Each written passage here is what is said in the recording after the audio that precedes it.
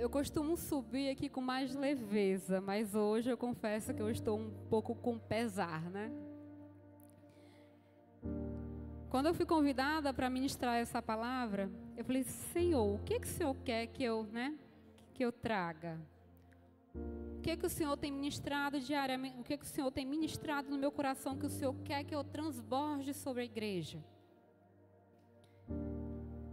E aí eu pensando, revendo, lendo, analisando. Quando eu, hoje de manhã, tinha acabado de anotar, eu digo assim: achei a palavra, vou ministrar essa daqui. Irmão, dá 5 minutos depois, o Senhor dá um outro nome. Ele só dá um nome: Icabode. Para quem, já sabe sobre o que quer dizer Icabode, ou seja, o Senhor mudou toda a ministração. E quando o Senhor deu o nome Icabode, que eu já, com temor,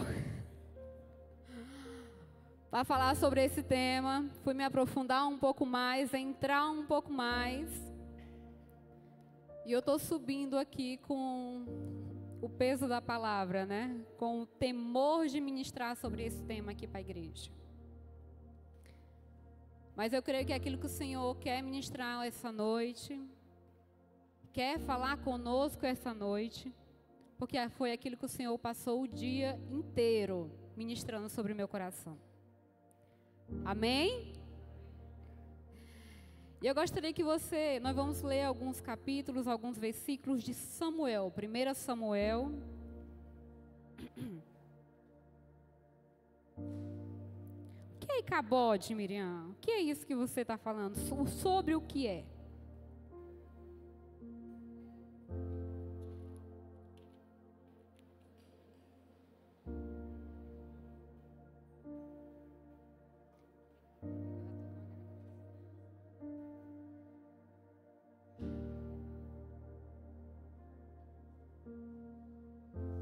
Queria que você abrisse 1 Samuel 4. Eu vou ler alguns versículos para que vocês entendam o período histórico, sobre quando aconteceu isso, sobre o que significou esse Icabode de Deus. Amém?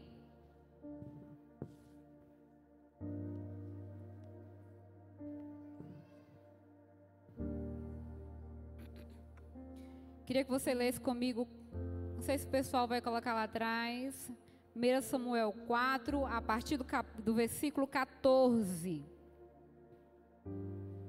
Eu estou com a versão King James.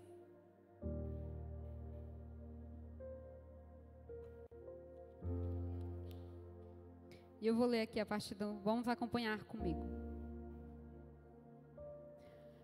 E quando Eli ouviu o barulho do brado, disse: o que significa o barulho deste tumulto? E o homem entrou apressadamente e contou a Eli. Ora, Eli tinha 908 anos de idade e os seus olhos estavam turvos, de modo que não conseguia enxergar. E o homem disse a Eli: eu sou aquele que saiu do exército e hoje fugi do exército. E ele disse: o que se fez lá, filho meu? E o mensageiro chegou e disse: Israel fugiu de diante dos filisteus. E também houve um grande massacre no meio do povo. E também os teus 2 filhos, leem comigo, e também os teus 2 filhos, Hofni e Finéias, os 2 filhos de Eli, estão mortos. E a arca de Deus foi tomada. Isso sucedeu quando ele fez menção da arca de Deus, que Eli caiu para trás do assento, ao lado do portão, e o seu pescoço quebrou, e ele morreu. pois ele era um homem velho e pesado. E ele havia julgado Israel por 40 anos. Continuando ainda. E a sua nora, a nora de Eli, esposa de um dos filhos de Eli, do filho chamado Finéias, ela estava com uma criança próxima do parto, ela estava grávida.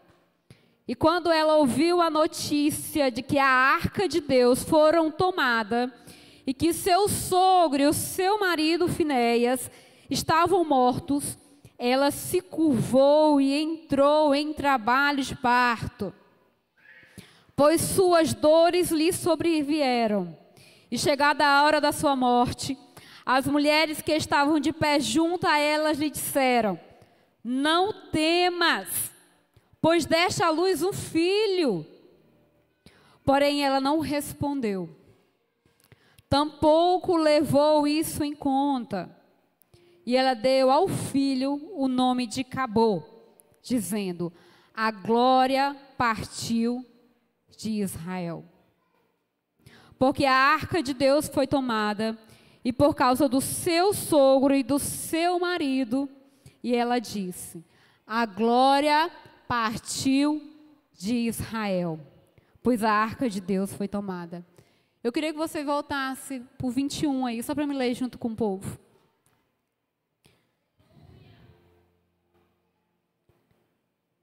Volta a partir do 20, deixa o 20. Eu queria que a igreja lesse comigo, em nome de Jesus, o que está sendo refletido aqui. A partir do 20, amor. Isso. Queria que a igreja lesse comigo. Ela estava morrendo, mas as mulheres que a ajudavam lhe rogaram: tenham coragem, anima-te, porque tu tiveste um filho.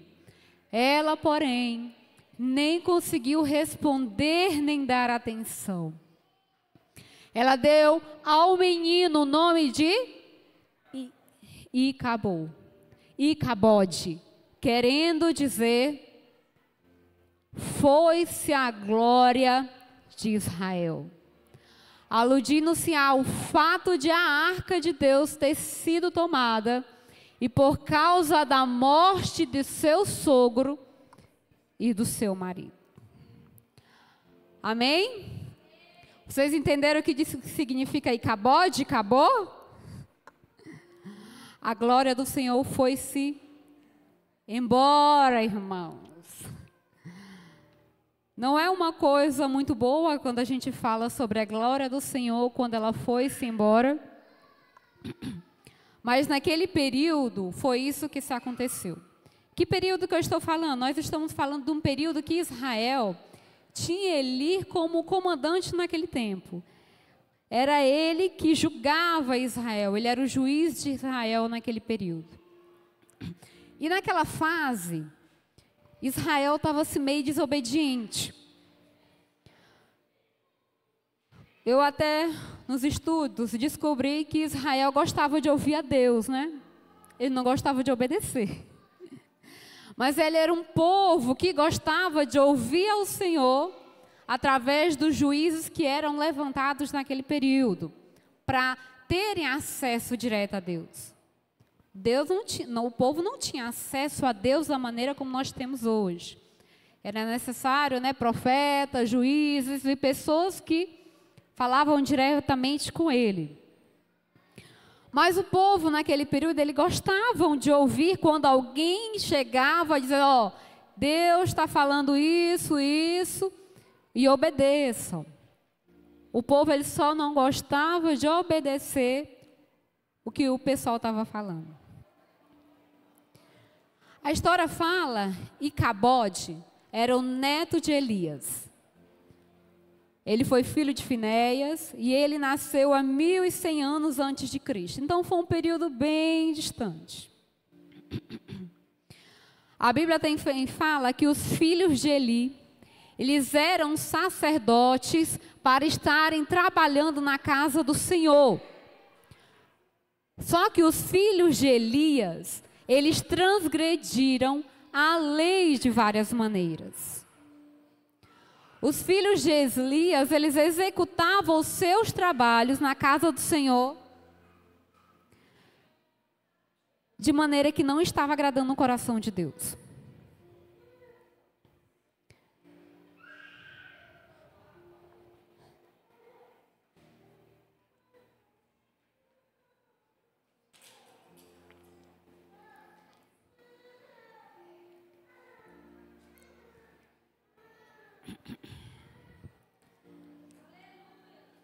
E o povo, ele tinha o entendimento de que aonde a arca estivesse, ali o povo era abençoado.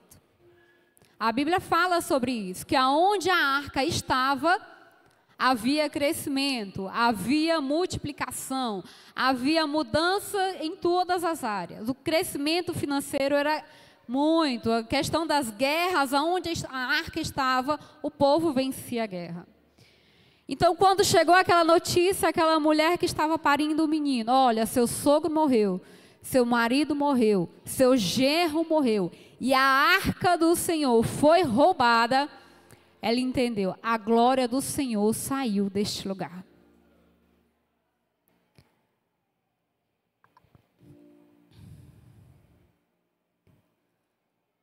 E antigamente, era de costume, os nomes marcarem uma geração.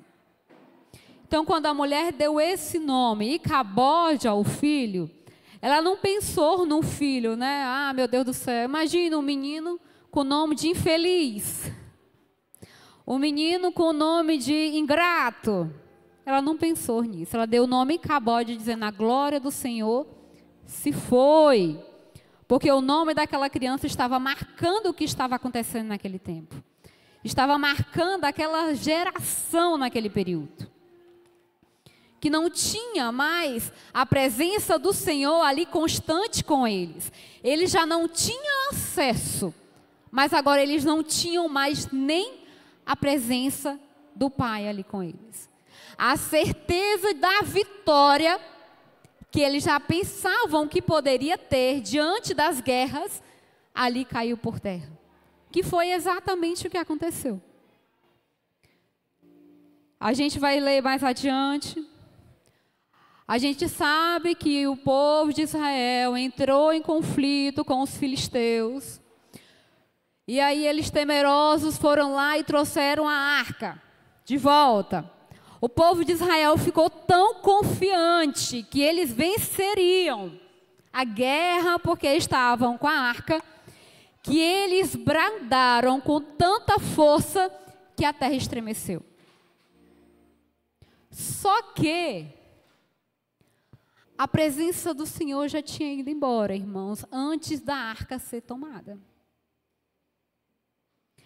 É tanto que os filisteus conseguiram retirar a arca e venceram a guerra. Eles venceram aquela batalha contra Israel. Israel perdeu mais uma batalha.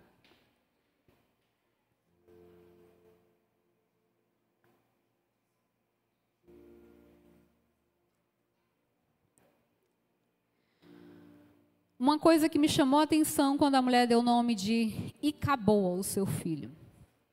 É como se ela estivesse dando, não é nem um diagnóstico que a gente chama, é como se ela estivesse já predestinando a vida do filho dela com aquele nome. Quando ela disse que o filho dela era Icabô e que a glória do Senhor estava indo embora, ela não disse que a glória do Senhor estava indo embora porque enes e afins e deu alguns reais motivos. Não, ela só disse o Senhor foi-se embora. É como se ela estivesse reconhecendo ali em morte, dando esse nome ao filho dela, que ela não estava mais em comunhão com Deus. Esse foi o decreto que ela deu ao filho dela, dando esse nome. Israel não está mais em comunhão com Deus. Israel perdeu a comunhão que ele tinha com Deus. Israel perdeu ali, a aliança. aquele, né? Aquele convívio próximo, parece que o Senhor já não tinha o coração dele junto com o coração de Israel. Porque a gente conhece a história da Bíblia. Se a gente for ler de Gênesis a Samuel, a gente vai ver o quanto o Senhor deu várias palavras e profecias ao povo de Israel. Quantas vezes o Senhor os protegeu, o Senhor os guardou, mesmo antes dele estar presente no meio de Israel, por meio da arca.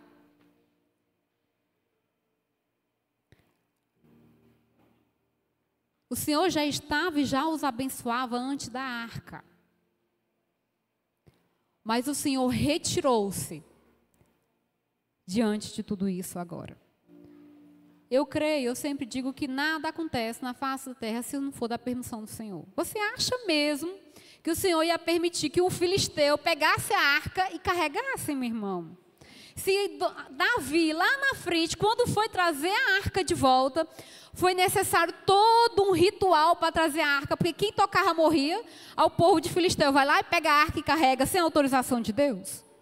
Claro que não. O Senhor, naquele exato momento, com essa atitude, Ele estava exatamente mandando um recado para o povo de Israel. Por isso que o nome Icabô marcou aquela geração, quando a mulher deu esse nome ao filho dela. Era o recado de Deus para o povo. Povo, ó, presta atenção, volta para cá, que eu estou dando um recado para vocês através dessa criança. Vocês não estão prestando atenção. Eu já mandei uns e outros, vários profetas, juízes, e vocês não estão me escutando. Não estão prestando atenção. A minha glória está indo, eu estou saindo e vocês estão da mesma forma. Continuam me desobedecendo e não se arrependendo. É essa a palavra que o Senhor quis dizer para aquele povo naquele tempo.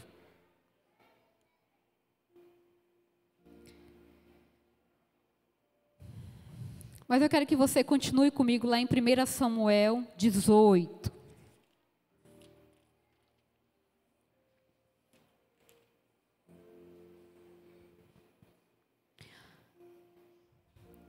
Nós vamos começar a falar sobre uma outra personagem da Bíblia, para a gente complementar o Icabô, para você entender, o Icabode.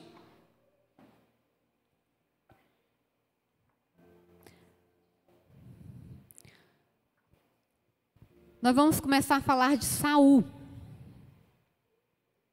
A Bíblia fala que Saul foi alguém escolhido por Deus, foi alguém levantado. Por quê? Porque depois que ele morreu, o povo começou a clamar por um rei. O povo começou a pedir: Senhor, manda um rei, que nós queremos um rei para governar o povo de Israel. Tinha Samuel? Tinha. O povo queria Samuel? Não queria, gente. Samuel era profeta, estava ali dizendo: gente, vai por aqui, vai por ali. Mas o povo não quis. Eu creio que Samuel estava dizendo: gente, arrependam-se, voltem-se, voltem-se, voltem-se, porque o Senhor está dando a direção e vocês estão desobedecendo. E o povo queria o quê? Um rei. Deus foi lá e mandou Saul. No início, Saul foi alguém segundo o coração do Senhor. Saul foi alguém com quem o Senhor sonhou para estar lá. O Senhor sabia que ele iria vacilar na frente? Sabia. O Senhor sabe que eu vou vacilar também? Sabe. O Senhor sabia que ele ia vacilar, mas o Senhor mesmo assim disse assim: meu filho, é você que eu quero lá se levante como rei sobre aquele povo. É você. Eu costumo dizer, eu lendo esse tempo, 1 Samuel, que a gente tem a mania de Davi, segundo o coração do Senhor, e Saul, nunca foi bom. Na verdade, não. Saul, ele foi alguém crente até um determinado dia. E aí ele começou a se perder. Ele se perdeu a ponto da glória do Senhor se retirar dele e ele não perceber. Eu não anotei aqui nas minhas anotações, mas a Bíblia fala, o Senhor já não estava com ele e ele não percebeu. O que foi que aconteceu com Saul? Icabode. Ele sempre foi alguém à esquerda, longe, que não escutava o Senhor? Não. Ele foi alguém escolhido pelo Senhor. O Senhor mandou Samuel ir lá e orar na cabeça dele. Ele era ungido de Deus. Só que ele se perdeu pelo meio do caminho e a presença do Senhor se retirou dele e ele não prestou atenção. Ele não se atentou que o Senhor estava se afastando dele e o que ele deveria? Se reposicionar novamente. Ele não fez isso. Ele deixou a vida me levar e se perdeu no meio do caminho. Eu queria que você abrisse comigo lá em 1 Samuel 18, 10, capítulo 18, a partir do versículo 10.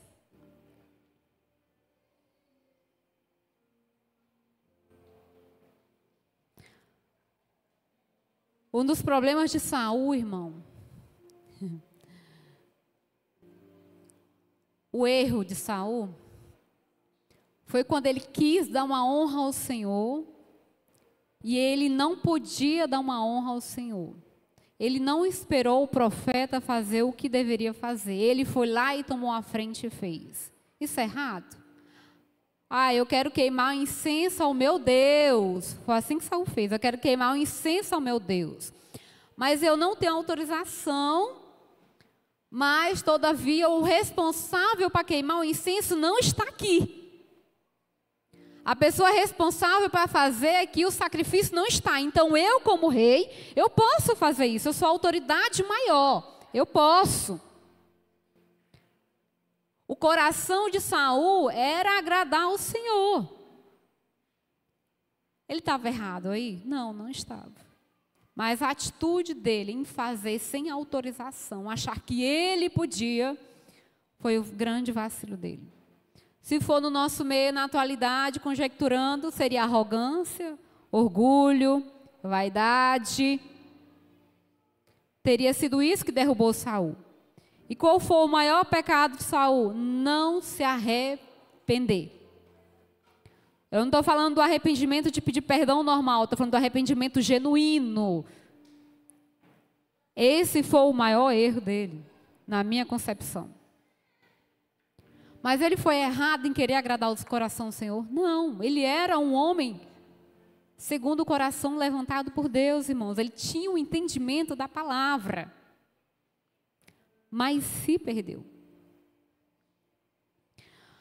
A partir do versículo 10, diz assim, capítulo 18. Vou ler aqui com vocês. No dia seguinte, um espírito maligno da parte de Deus veio sobre Saul. E ele entrou em transe profético em sua casa, enquanto Davi tocava a harpa, como costumava fazer. Saul estava com uma lança na mão e atirou pensando, escravarei Davi na parede. Davi, porém, desviou-se 2 vezes. Saul tinha medo de Davi, porque o Senhor o havia abandonado e agora estava com Davi. A palavra diz que o Senhor nunca esteve com Davi ou com Saul? Não, diz o quê? Que o Senhor o havia abandonado. Na minha versão diz assim: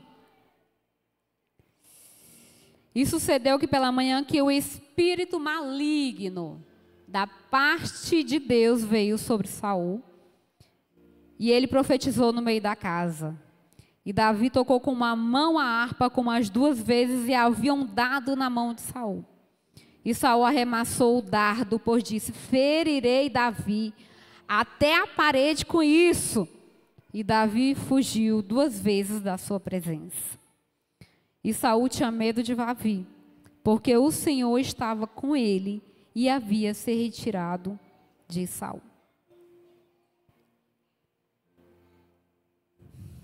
Uma das coisas que me prestou muita atenção aqui, que me chamou muita atenção, quando a presença do Senhor começa a se retirar de mim, quando a presença do Senhor começou a se retirar da presença, a presença do Senhor começou a se retirar de Saul, quem foi que começou ali a arredondar ele? Quem foi que começou a se aproximar de Saul? A palavra diz que ali, quem começou a se aproximar, espíritos malignos, ainda foram enviados por Deus. Irmão, existe um perigo, a gente acha que não tem nada. Existe um perigo muito grande quando o Senhor começa, não é o Senhor que se afasta, quando eu começo a me afastar da presença do Senhor e não percebo, aquele lugar que costuma ser cheio da presença do Senhor, o meu corpo, o meu espírito, ele não fica vazio. Infelizmente, felizmente, nós somos corpo, alma, espírito. Se eu não sou domada pelo Espírito Santo de Deus, eu sou domada por outros espíritos que não são de Deus. Se a presença do Senhor se retirou, se afastou de Saul, espíritos malignos começaram a se aproximar dele. Se eu, Miriam, me afasto da presença do Senhor, se eu, Miriam, não busco mais, quem é que se aproxima de mim? Quem é que começa a dominar o meu corpo e a minha mente?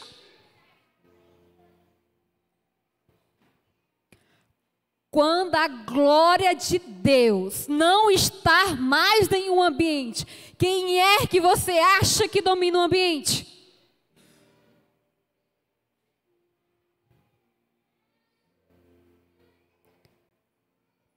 Vou trazer um pouco para a nossa realidade. Marido e mulher, está tendo uma discussão dentro de casa. Os dois brigando, um fala uma coisa daqui, outro fala uma coisa de lá. Tem Espírito Santo de Deus ali no meio? Se não tem o Espírito Santo de Deus ali no meio, quem é que está ali no meio? Os dois começam a brigar, tem alguém do lado assim, glória a Deus, aleluia, vem Espírito Santo, vem. É assim? Como é que é a briga? Se não está assim, oh, glória a Deus, vem, aleluia. Se não está assim no ambiente que você está ali em discussão, não é Deus que está ali, irmão. Se é Deus que está ali, é demônios que estão ali, eu estou permitindo que demônios pisem e tomem posse do meu lugar santo.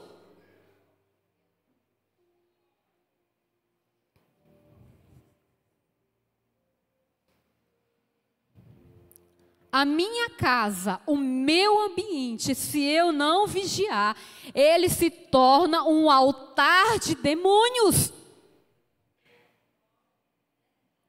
E se eu continuar deixando que vira altar de demônio, a glória do Senhor, irmão, a presença do Senhor, acabou.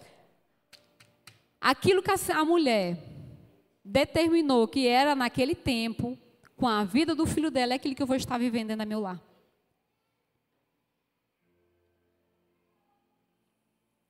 Eu lembro que quando eu estava lendo, eu digo, Jesus, como é que Saul não prestou atenção? Por quê? O que a gente começa a ver? Só aqui no 18, que nós estamos vendo só no 18. A primeira coisa que começou a vir, inveja, ciúmes. Nós só estamos vendo aqui só no versículo 10. Como é a mudança de sentimentos de Saul. Por isso que eu vou mais profundo, eu piso pesado. Primeiramente é comigo. Senhor, se está tendo sentimentos de inveja, não é do Senhor. Se dentro de mim eu estou permitindo que sentimentos de ciúme cresçam, não é o Senhor que coloca isso dentro de mim. Se eu sou tomada por sentimento de raiva, descontrolada, não é o Senhor. Se não é o Senhor que está lançando esses sentimentos dentro do meu coração, então quem é, irmãos? Quem é? Quem é que eu estou obedecendo?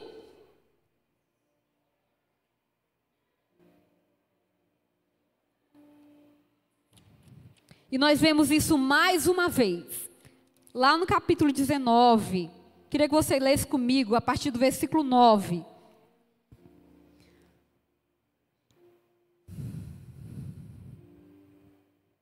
Mais uma vez.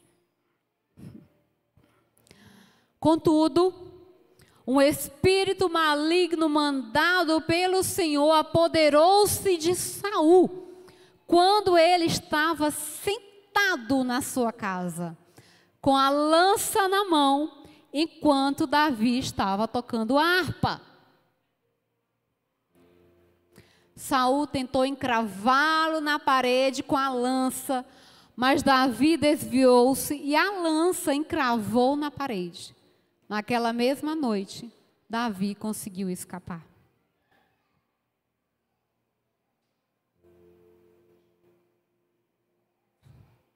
Nós vemos mais uma vez uma manifestação do que não é ter mais a presença do Senhor. Onde o Senhor não está, tem ciúmes, brigas, contendas, inveja, confusão, tudo enferma. Quando o Senhor me deu o tema da palavra Icabode, vou ser bem sincera com você, eu tentei fugir de todo...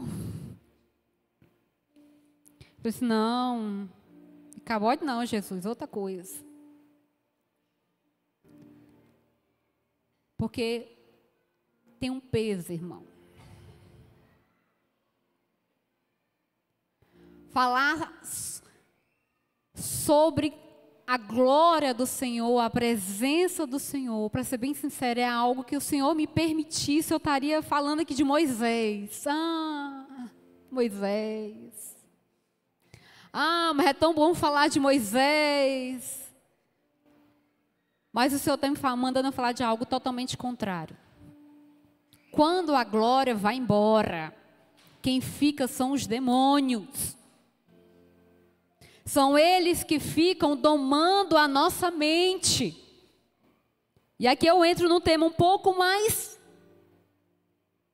Nós estamos vivendo em um período em que a ansiedade, a depressão, crises de pânico, tudo tem tomado conta, né? De todos. E eu lembro que a Bíblia fala de uma maneira muito forte sobre as armas espirituais. Só que nós temos lido a palavra, mas nós não temos entendido a palavra. O Senhor, Ele tem nos dado estratégias de como lutar e como nos agarrar na palavra do Senhor para nós vencermos isso todos os dias. Mas, infelizmente, começando por mim, nós não temos entendido aquilo que nós temos lido. E nós temos sido pessoas que nós temos apanhado todos os dias por falta de entendimento da palavra do Senhor. Infelizmente, nós temos apanhado pela falta de busca, irmão. Você acha que se na sua casa você estivesse dentro do seu quarto, que nem a canção que a irmã cantou, nós estivéssemos dentro do nosso quarto, adorando, clamando a presença do Senhor, a glória do Senhor descendo, teria espaço, irmão, para ansiedade e depressão? Porque a nossa alma, o Espírito Santo de Deus, ele estaria tão cheio de Deus que não teria espaço. E eu falo,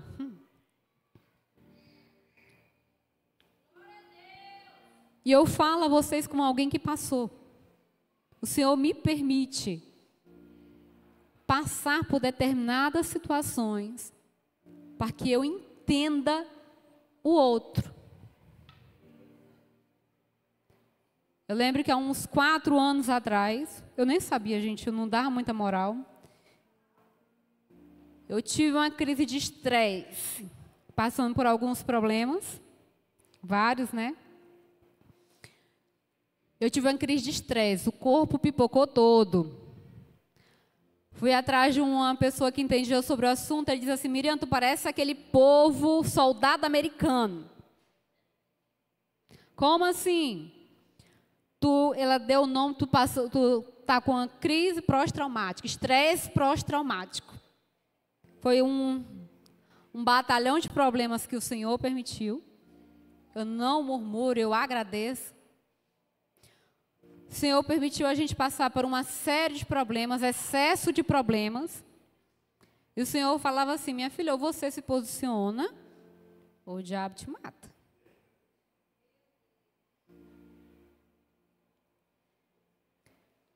Então, eu quero que vocês entendam. Hoje, pela honra e glória do Senhor, estou bem, estou de alta. E hoje eu entendo um pouco mais as crises de estresse, de ansiedade que as pessoas passam, né? Mas uma coisa que eu quero que você entenda. Um dia desse eu estava conversando com a minha mãe. Eu digo: mãe, se eu não tivesse me posicionado,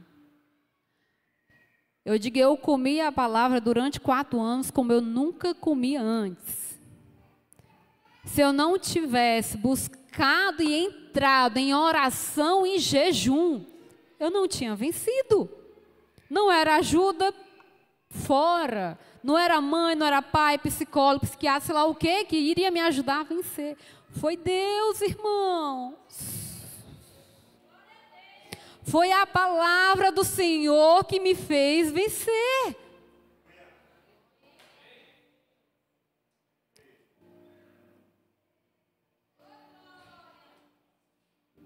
Ah, mas a Miriam não é. Não foi.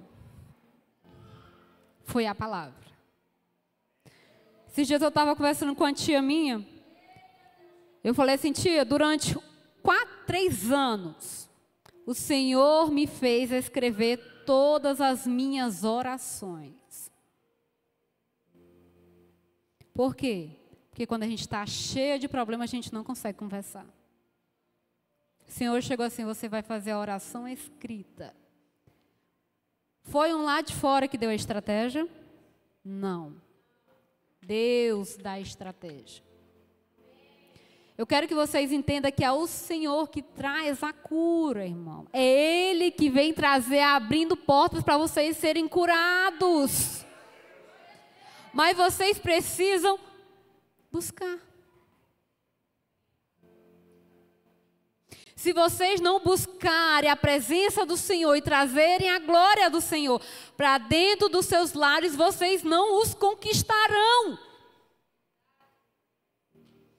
Eu lembro que naquele tempo,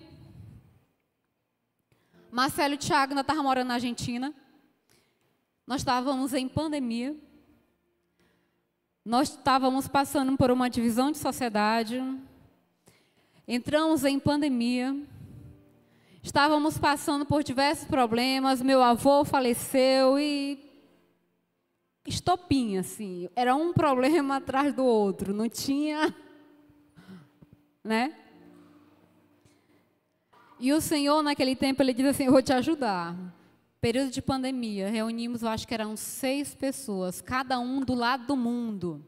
Olha a estratégia do Senhor. Eu lembro que eu orava e falava assim, Senhor, nós estamos presos. E eu preciso de amigos para me ajudar neste tempo. Eu digo, Senhor, me dá amigos, que eu estou precisando de amigos para me ajudar. Aí o Senhor mandou 6 amigos. Amigos, ou era 8, não me recordo bem. Amigos espirituais. Eles iriam me escutar os meus problemas? Não. O que esses amigos faziam? Eu acho que durante um ano, nós estudávamos um capítulo da Bíblia todos os dias. Por vídeo, irmão. Por vídeo. O que eu quero que vocês entendam por isso? Eu estava passando por alguns problemas. O Senhor, Ele sabia dos meus problemas. Mas Ele não queria ouvir os meus murmúrios daqueles problemas. A glória do Senhor, ela é mais importante. A partir do momento que você começa a valorizar e enaltecer a glória do Senhor, os seus problemas, eles vão perdendo a importância. Chegou um período que eu nem lembrava que eu tinha tanto problema, irmão.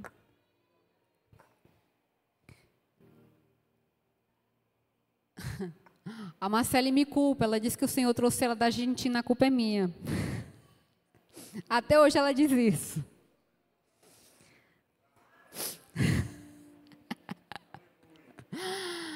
Eu lembro de uma vez, o Thiago estava na Argentina, e eu senti vontade de mandar um oi para ele. Quando eu mandei o oi, lá vem as 10 mensagens dele. E ele disse assim, Miriam, o Senhor mandou esses 2 versículos aqui para ti. No tempo, quando ele falou isso, eu não entendi, irmão. Por que o Senhor tinha mandado aqueles 2 versículos? Mas realmente, um tempo depois, eu entendi. É tanto que se você for no meu local de trabalho, eles estão lá, pregados. Porque toda vez quando a crise de estresse e ansiedade chegava, eu declarava, eu lanço sobre ele toda a minha ansiedade, porque Ele é que tem cuidado de mim.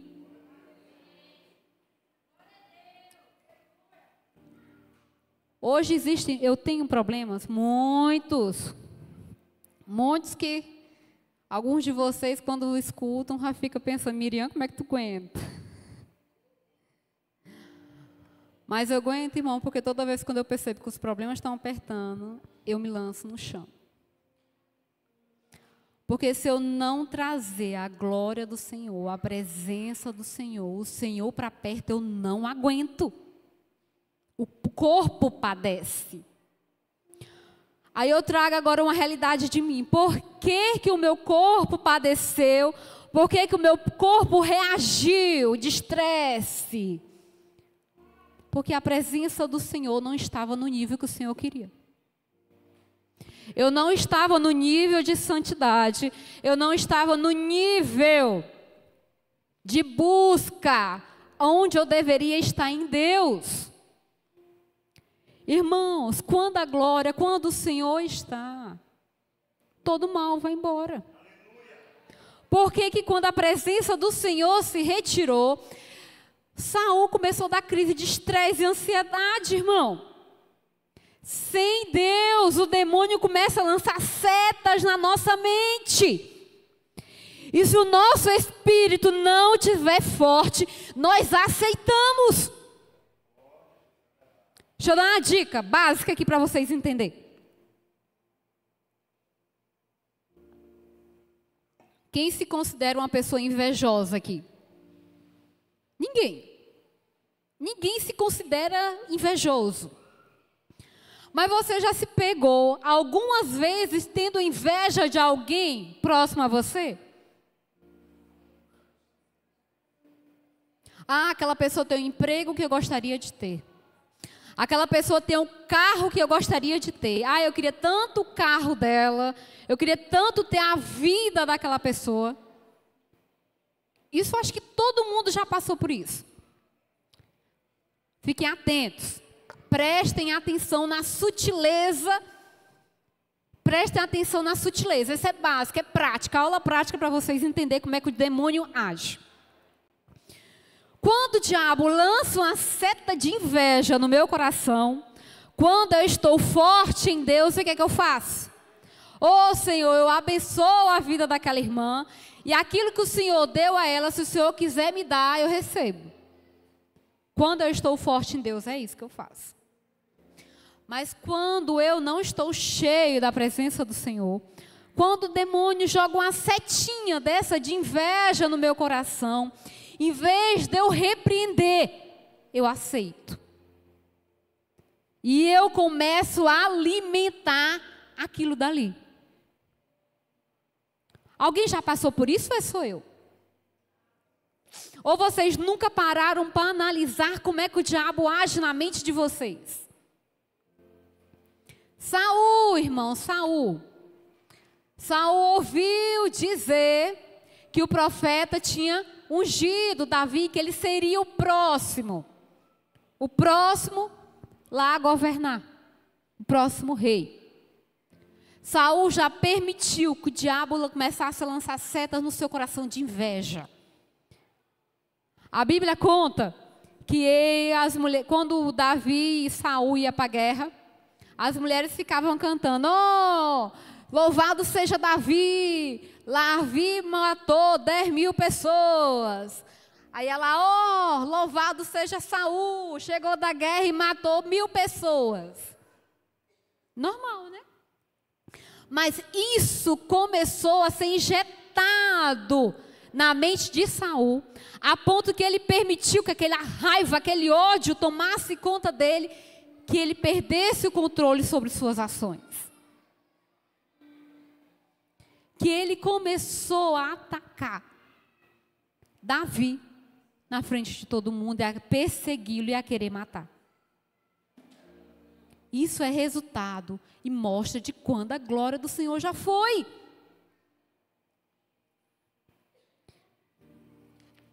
Mas o que ele fez que ele não fez, irmão? Ele deveria ter feito que ele não fez.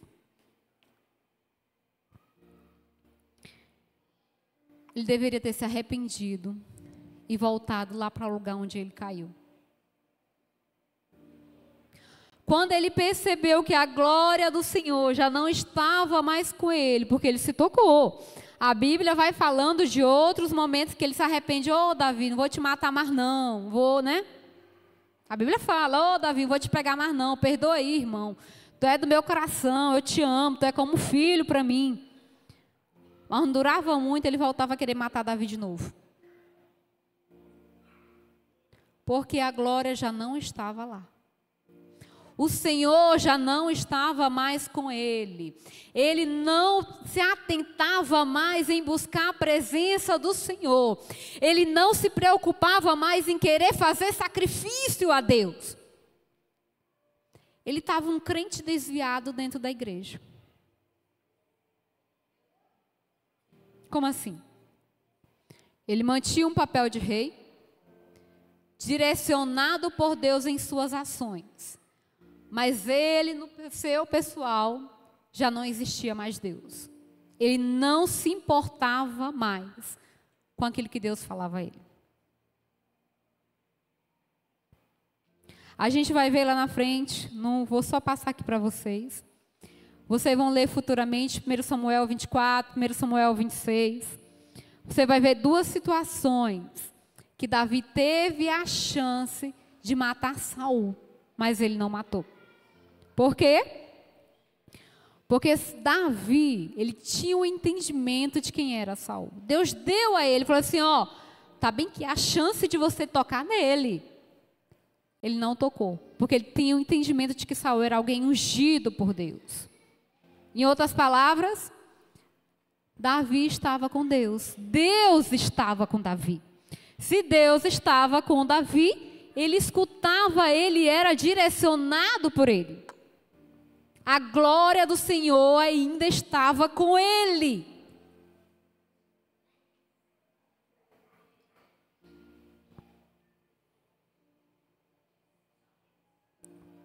E isso eu trago para você hoje. O Icabode. Qual é a situação sua? Você tem buscado a glória de Deus para dentro da sua casa, para dentro do seu lar, ou você tem sido alguém que tem fingido que está crente dentro da igreja? Irmãos, eu não estou preocupada se você vem para a igreja ou se não vem para a igreja. Estou preocupada quem é você dentro de casa. Como é que é você e Deus dentro de casa? O que eu vejo aqui é só um reflexo. Eu não convivo com você.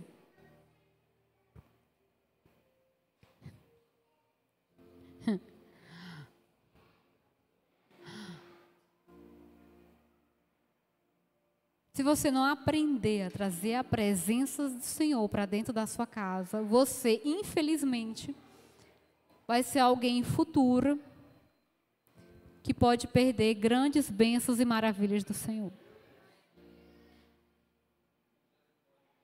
Infelizmente. Nós sabemos que Saul, ele ainda reinou por alguns anos, mas reinou só, irmãos. O Senhor já não estava com ele. O Senhor não tirou ele do reinado, porque o Senhor já tinha posto a sua mão sobre ele e declarado que ele seria rei. Mas ele reinou só. Continuou tendo as suas crises de ansiedade, querendo matar Davi, reinou durante anos infeliz, porque passou a vida reinando, querendo matar alguém, com inveja de alguém. Ô, coisa ruim, minha gente, não pode nem ser feliz naquilo que o Senhor te deu. O Senhor deu 1000 bênçãos para ele, mas ele não era satisfeito com aquilo que o Senhor tinha dado. Por quê? Porque ele estava seco por dentro da presença do Senhor. Não havia presença. Então não havia gratidão, não havia satisfação.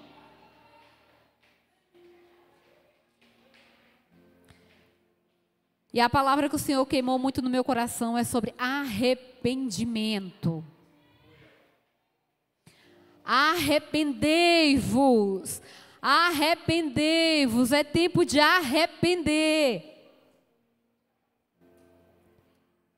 E trazer a glória de volta para dentro dos seus lares, para dentro das suas casas. É tempo de vencer as batalhas dentro do nosso lar, minha gente. Nós temos perdido batalhas porque nós temos tentado lutar sozinhas.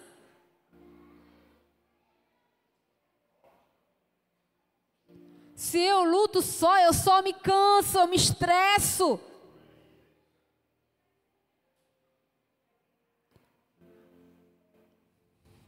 Quando eu vejo alguém muito cansada, eu estou tão cansada, é tanta luta, é tanto problema.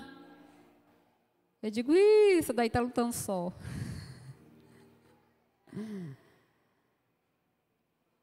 Porque quando a gente traz Deus para perto, a gente, como diz, é a calmaria no meio do deserto. Não há ferrolho, nada.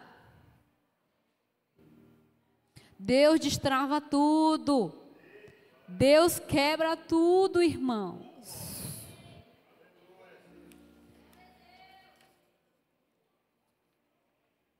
Mas se nós não voltarmos a buscar a presença do Senhor para dentro da nossa casa, nós vamos viver o Icabode.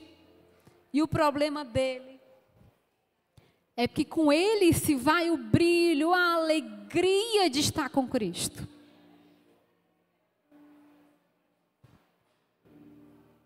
A salvação, o fato de estarmos aqui. Irmãos, é como se não tem alegria. Eu tenho um anseio no meu coração. Eu tenho um sonho no meu coração. Quando eu fiz a minha IFOL, lá como estava todo mundo no processo de libertação, a glória do Senhor, ela se manifestava de uma maneira abundante. O levita não precisava nem cantar a canção, só dedilhava o teclado e a manifestação do Senhor descia. Para nós podermos viver essa glória que eu vivi naquele lugar, é necessário o arrependimento genuíno. É necessário que nós estarmos puros e limpos de coração, irmão. É necessário o arrependimento diário. Diário.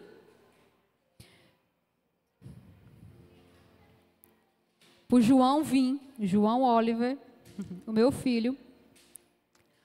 O que antecedeu a vinda do João Oliver, eu acho que foi 9 meses o Senhor me mandando orar de joelhos só por arrependimento. Eu não falava outra coisa, só me perdoe confessando o pecado. O João, ele foi gerado em 9 meses de oração de arrependimento. Meu pai, minha mãe e a minha geração. Uma vez o Senhor me fez ministrar aqui sobre remissão, que nós somos remidores. Foi uma das palavras mais difíceis que eu ministrei aqui neste lugar. Mas o arrependimento, eu preciso me arrepender pelos meus pecados todos os dias. Eu preciso orar ao Senhor pedindo perdão todos os dias por mim. E quem tem filho, pelo filho. E quem tem marido, pelo seu marido, irmão.